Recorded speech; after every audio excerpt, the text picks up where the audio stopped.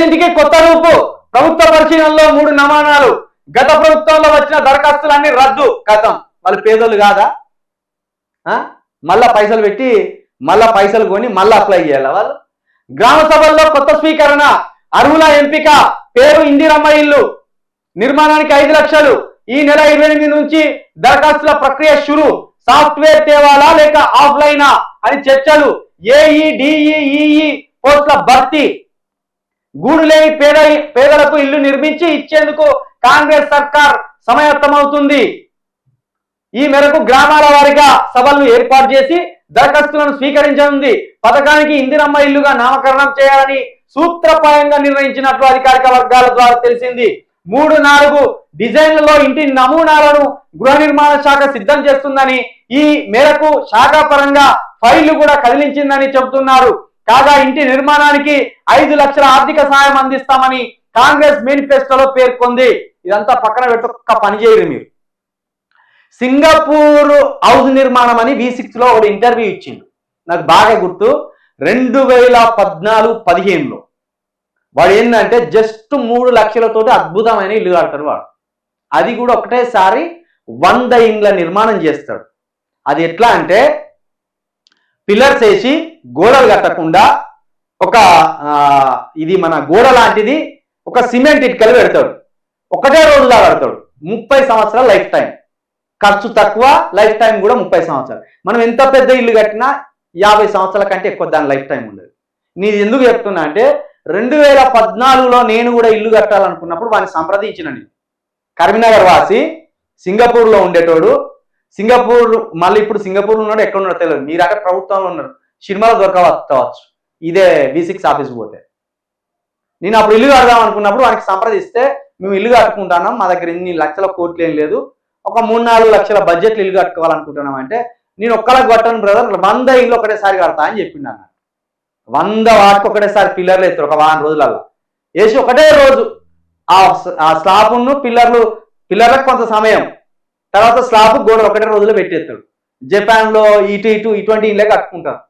30 సంవత్సరాల life time, చాలా అద్భుతంగా ఉంటాయి. వాటిని కట్టే ప్రయత్నం చేయరు. మళ్ళీ ఈ పిట్టగూడులు, పందిగూడులు కట్టి మళ్ళీ మమ్మల్ని అవమానించకూడదు. ఇంకొకటి, మళ్ళా దరఖాస్తుల స్వీకరణ అంటే సాఫ్ట్వేర్ తేవాలా ఆఫ్లైన్ తేవాలా అంటే, సాఫ్ట్వేర్ తెస్తేనేమో మళ్ళీ మనం అప్లికేషన్ పెట్టి ఆ మీ సేవ దగ్గరికి పోయి వారికి 100 రూపాయలు ఇచ్చి మళ్ళీ మన బడ్జెట్ కథం చేసి పని చేస్తారు. ఇక ఆఫ్లైన్ అంటే ఎంఆర్ఓ చుట్టూ తిరగాలి, కార్యదర్శి చుట్టూ తిరగాలి, గ్రామ పంచాయతీ ఆఫీస్ చుట్టూ తిరగాలి, వానికో 10 తడపాలి, వీనికో 20 రూపాయలు తడపాలి. ఇట్లా కాదు. మీరు ఇక పెద్దగా పనేం ఉండదు కదా. గ్రామంలో కార్యదర్శులకు కావచ్చు, ఫీల్డ్ ఆఫీసర్లకు కావచ్చు, మీరే ఇండ్లకు పోయి ఎవరెవరు పేదలు ఉన్నారు చూసి వాళ్ళ దగ్గర రాసుకొని నిజమైన అర్హులకి ఇవ్వండి. ఇప్పుడు దీని ద్వారా జరగబోయే ప్రమాదం ఏంటంటే దళారులు పుట్టుకొస్తాడు. కాంగ్రెస్ ప్రభుత్వం అంటేనే దళారులు. ఈ ఒక్కొక్క దళారు తయారవుతాడు, పేదోళ్ళని చూస్తాడు. పేదోళ్ళ దగ్గరనే వీళ్ళ కథ అంతా. పేదోళ్ళని చూసి నీకు ఇల్లు పెట్టిస్తా, మరి ఏమి ఇస్తావు? 5 లక్షలు వస్తాయి, 50,000 ఇస్తావా? ఇవ్వవా? ఇది తప్పది. 50,000 ఇస్తా. ఈ 50,000 వీడు తీసుకోను, ఈ 50,000 తీసుకపోయి ఆ ఎంఆర్ఓకో ఈ ఎండిఓకో చెరో 5,000 రూపాయలు వాడి చేతిలో పెట్ట, వీడు 40,000 రూపాయలు వీడి తినా. ఇక ఆ 5 లక్షలు ఎప్పుడు వస్తాయని వీళ్ళు పిట్టకు పెట్టినట్టు ఎదురు చూడ. ఈ దందా అంతా జరుగుతుంది. కేసీఆర్ హయాంలో ఈ దందా జరగలే. డైరెక్ట్ వాళ్ళే ఇల్లు కట్టిన, వాళ్ళే కొన్ని పంచింది. అన్ని పంచులు అంటలేము. మళ్ళా కొన్ని ఇచ్చిన కాడికే. ఏ దళారి లేడు, ఏ మధ్యవర్తి లేడు. ఇల్లు కట్టిండ్లు, ఇంట్లో డైరెక్ట్ గృహప్రవేశానికే పోయింది. కాబట్టి 5 లక్షల రూపాయలు అకౌంట్లో ఇర్రి, మధ్యవర్తులు లేకుండా అకౌంట్లో ఇర్రి.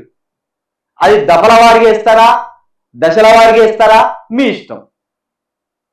కాకపోతే అంతా వాడు ఇల్లు కట్టుకుంటానంటే 6 నెలల్లో అయిపోవాలి. ఈ సంవత్సరం 2 లక్షలు వేసి 4 సంవత్సరాల తర్వాత 2 లక్షలు ఎత్తే ఆ 2 లక్షలు వాడు డ్రా చేసుకొని కథం చేసుకునే పని అవుతుంది.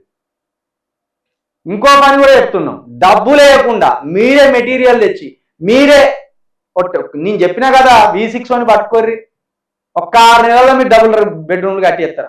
అన్ని కట్టేస్తారు. అంత అద్భుతంగా కడతాడు వాడు. ఆ ఇంజనీర్ అంత అద్భుతంగా కడతాడు. కాబట్టి ఈ డబుల్ బెడ్రూమ్ల ఇండ్ల మీద దందాలు జరగకుండా 5 లక్షల రూపాయలతోటి అద్భుతంగా గీ చూడ పిచ్చగోడు లెక్క కట్టింది. దీంట్లో ఎంతమంది ఉంటారు? బొమ్మేషన్ కానీ అట్లనే ఉంటుంది అంటలేదు. మనం ఇంకోటి కూడా అర్థం చేసుకోవాలి.